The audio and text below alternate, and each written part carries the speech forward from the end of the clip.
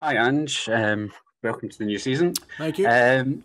I was just wondering how different it feels going into this current season as champions, as opposed to trying to wrest the title back from your city rivals.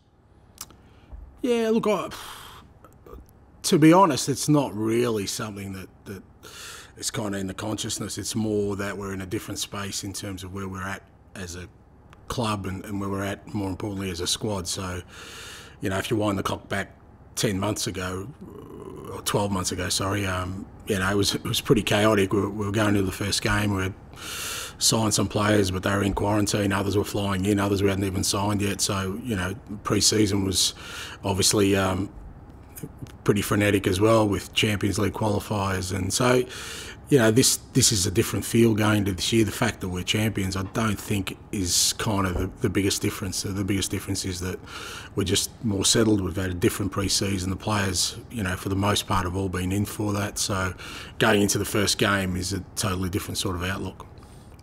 Yeah.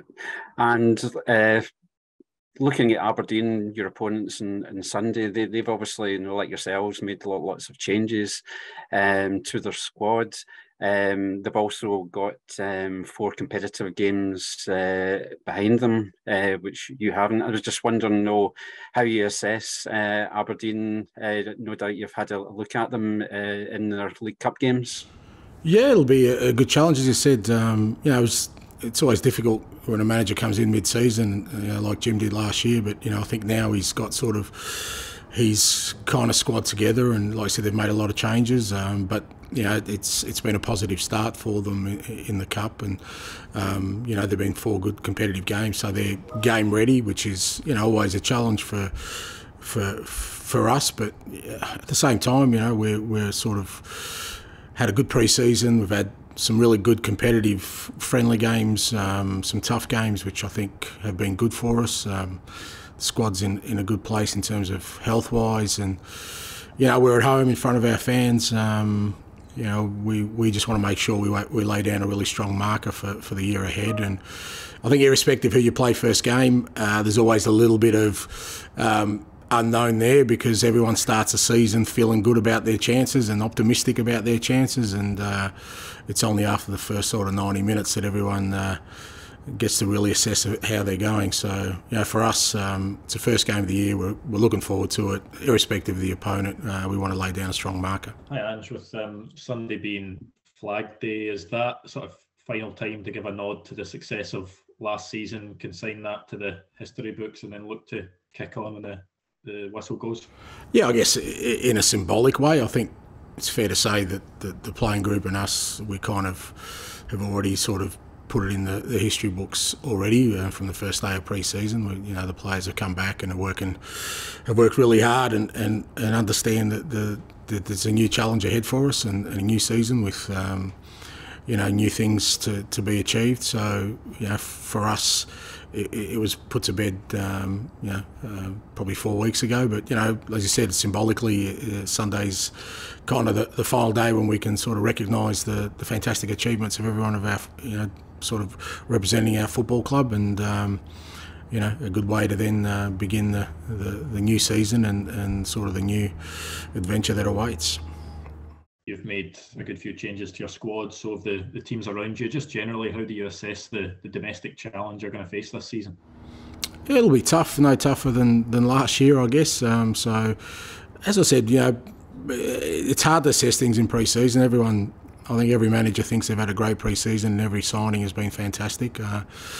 All that stuff gets to unfold in the reality of competition over the next few weeks, and then we'll see how everyone's pre-season has been and their signings have been. I mean, we didn't have a great pre-season last year, didn't stop us being successful, so I don't think that's an indicator of what's ahead. For us, all we can do is concentrate on ourselves and know that whatever lays ahead, it's we're going to have to be at our best to be successful, and that means starting Sunday we're going to have to perform at the levels we know we can, and make it difficult for the opposition, and like I said, lay down a strong marker for what's ahead. And can you overstate from a coaching point of view the importance of that full pre-season with the squad in terms of kicking on again from the standards you set last season?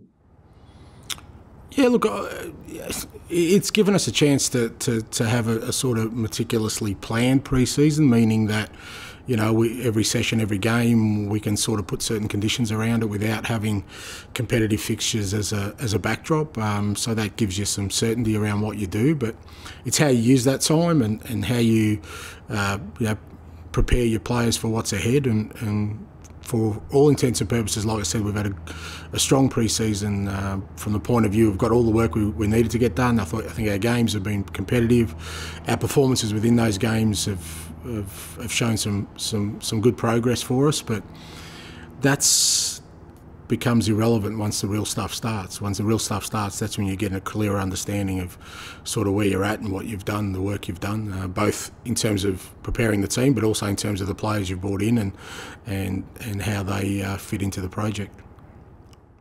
How is the squad looking in terms of any definite no's or definite yeses?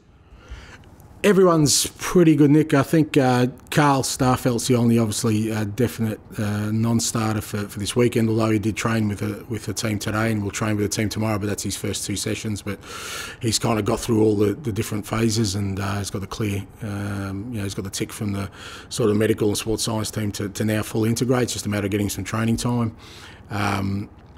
Everyone else, off the top of my head, is fit and available. Oh, sorry, no, there is one missing. Sorry, my mistake.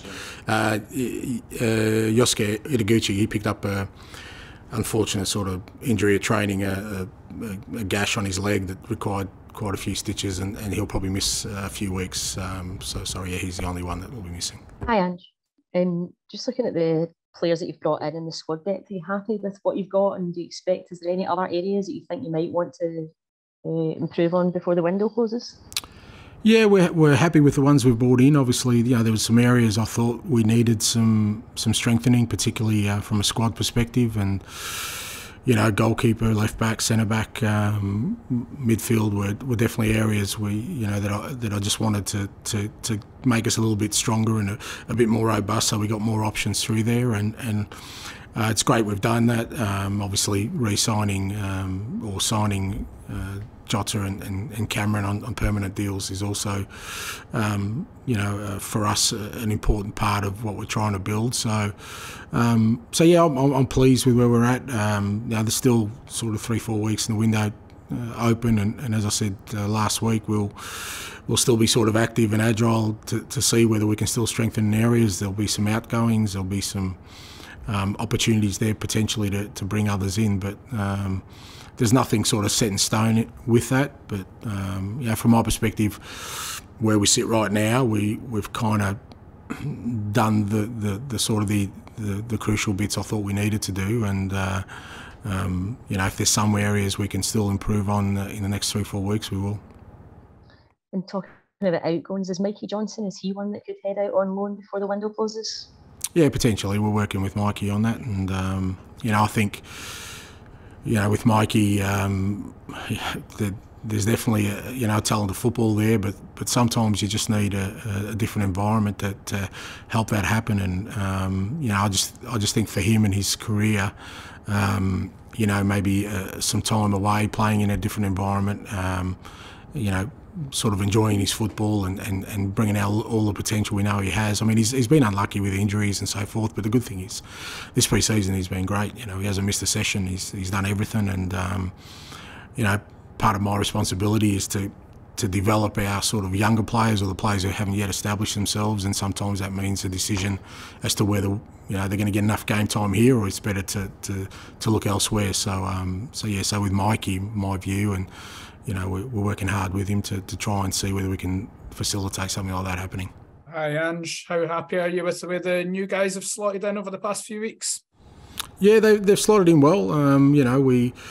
We kind of make sure we know what we're getting in terms of profile and even sort of character and personality, and we were pretty confident with the guys we brought in that they'd fit in pretty well, and that's happened. There hasn't been too many sort of obstacles in their way. They've all sort of got into training and got into the environment and have fitted in seamlessly. But they'll all take sort of different amount of time to grasp our football and our training. But you know, from a sort of initial introduction into, you know, being a footballer at this club. I think all of them have both enjoyed sort of the experience, but also, you know, fitted in without too many problems.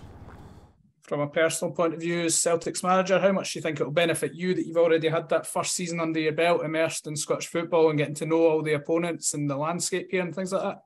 Yeah, considering everyone didn't think I knew anything at the start of last year, I think I'm in a better place, mate. But, you know, I'm as well prepared as I always am. Hi, Ange. One of the things that was mentioned there is that you now understand Scottish football more than you did previously, obviously not from your perspective. But from your position, how much of a risk is it that now Scottish football understands you a bit better and your tactics, and how do you plan on always staying a step ahead of that? Well, yeah, it depends. It depends how closely they've been paying attention, you know. My experience is they don't usually. But that's always a challenge for every sort of football manager and you know, for every club. As I said, you know, I've stated pretty clearly, we've got to be better this year than we were last year if we want to repeat the success. We can't just go out there and sort of play at the levels we did last year. It was enough to get us over the line and bring us the success we wanted, but, you know, we want to be better this year. And if we are better, then it doesn't guarantee success, but it gives you an opportunity for success. And that's what we did last year. As I said, we didn't have a great pre-season, but during pre-season we still set down the framework for an environment that allowed the players to understand that if you're resilient and you don't make excuses for yourself and you know, constantly are looking for improvement, you can still achieve. And that's what we did last year. So the message is no different this year. You know, we've got to prepare ourselves for a tough season with the full knowledge that, you know, people will try and stop us from achieving what we did last year, and our job is to make sure that we perform at better levels so that doesn't happen. Thanks. There's also been a lot of talk about the 𝗙𝗂𝗹𝗹 debate, and particularly in terms of vying for a starting position. Do you see it like that, or is it just good for squad rotation, or could they perhaps play together? And how do you manage their expectations in terms of game time? Yeah, look, I don't look at it that way. You know, my job is to build a team that can achieve all the objectives that this football club has, and you know, this football club plays between 55 and 60 games every year. It wants to be successful in all the competitions it's in. To do that, you can't do that with 11 players, and I think you know, as I've stressed before, the limitations for us last year was that we were overburdening certain players in certain positions, and we paid the price because they missed huge parts of the season with injuries because we didn't have the team and the squad to cope with what's required at this football club. So, you know, I know other people like to look at it that way. I don't have a first 11 or a second 11. I just have, hopefully, you know, 24, 25 footballers that every week I can select a group that I think will bring us success. And then once that sort of game's done with, then we'll work on next week, and then hopefully the same group of footballers are available to do the job. Hi Ange, so last season you barely had any time to work with the players before getting thrown into the Champions League qualifiers. This season, of course, you've had far more time to work with the squad before we've got to this stage. Is there any players you've seen a considerable improvement from as a result of more intensive coaching at this stage of the season? Look, you know, I think to be fair to the players, you know, my role is to make sure that they're better this year than they were last year, because, as I said, you know, if you put a marker in and sort of say this time last year, how many of these players were even here?